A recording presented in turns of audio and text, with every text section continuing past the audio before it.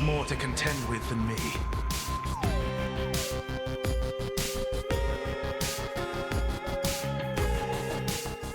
This video features heavy spoilers for Hades 2 and is targeted at people who have already played the game as it exists in late October 2024. So if you haven't yet played Hades 2, watch at your own risk. The Olympic update is the first major patch for Hades 2, and it was released a few days ago on October 16, 2024. It introduces the new Mount Olympus region to the surface path of the game, a new main boss Prometheus, and a new weapon, the Black Coat, which is the final weapon to be added to the game. And for those playing on the Mac, this update adds native Mac support. The path to Olympus. I'd best switch keepsakes there. With these new updates, let's look at what the game contains now. 6 weapons, 4 bosses in the underworld region, 3 bosses in the surface region, 2 different game modes that add various modifiers and conditions to keep your runs interesting, and a whole lot of collectibles, decorations, and characters with whom you can build relationships. And there's more to come, with at least one more boss for the surface region and maybe some more story surprises before the launch of the final game. This is exactly the kind of experience I was hoping for with the early access version of the game, and so far Supergiant Games has not disappointed me. There are a group of fans who are intentionally delaying their purchase of the game till the full version is out because they want to experience the game in one go without any delays. The next major update is not expected until early 2025, and there is no word about the final release date of the game. This means you will have to constantly remind yourself about what happened with the story or how each of the 6 weapons work and so on. I don't mind consuming the game in this way so far because it is very much in line with the experience offered by the first Hades game. We know what to expect from the game, and even though there may be a few surprises, the basic structure is expected to remain largely the same. The family may be much too proud to ask for help, but it's their time of need. Together, we can all prevail.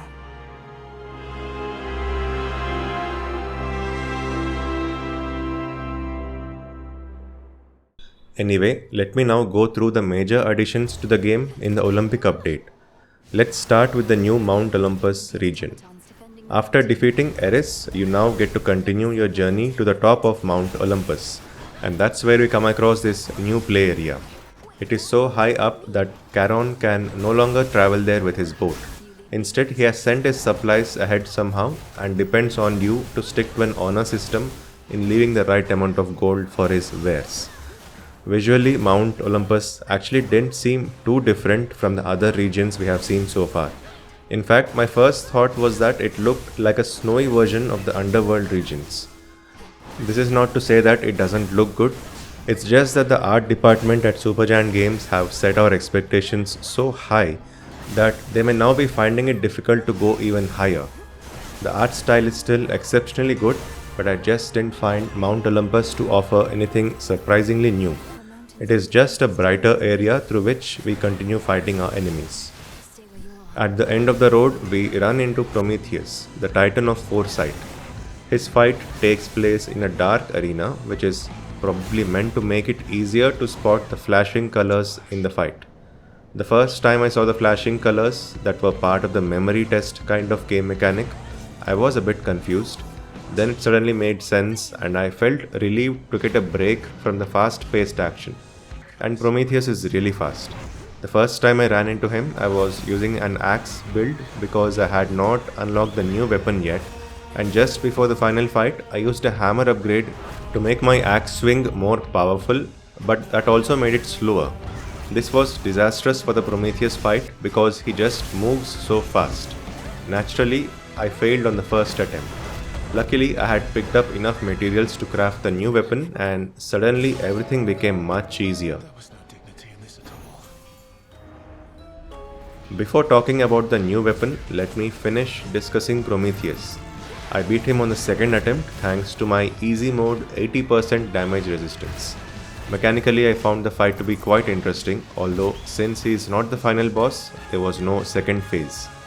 After beating Prometheus, I ran into the usual notice that the path ahead was still in development and it was time to start over.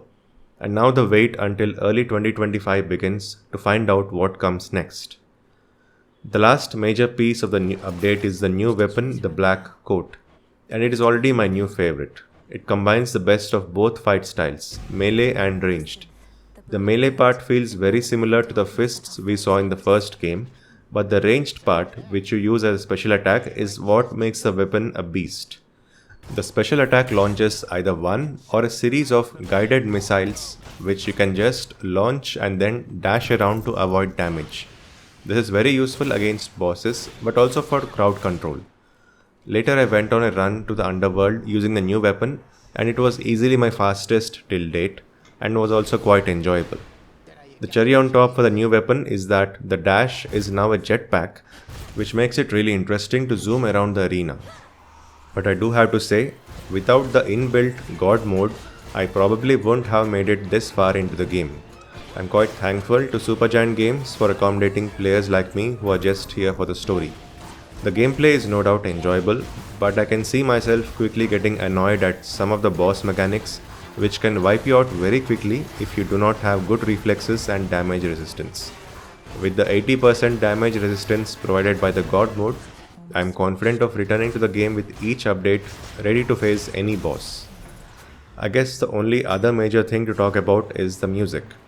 At the time of recording, Supergiant Games have released 5 new music tracks on their YouTube channel, and probably for the first time in the company's history, these compositions have been recorded using a full orchestra. That means these new tracks sound more epic, but more importantly, they sound different compared to the tracks that we are so used to listening to. I still need to listen to these new tracks a few more times, but for now I will say they do convey the sense of grand scale that the studio was going for, and the end result is quite glorious. And there's one more surprise from the sound department. The patch notes for this update have been given a dramatic reading by Logan Cunningham, the game's narrator. It is both hilarious and awesome at the same time. Early Access Patch 5, the Olympic Update, October 16th, 2024.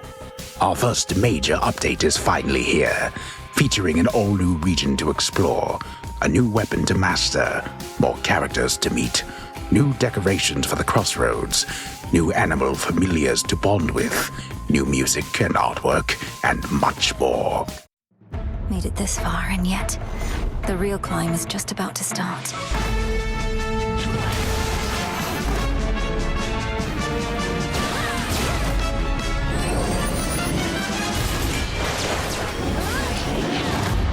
Together, we can all prevail.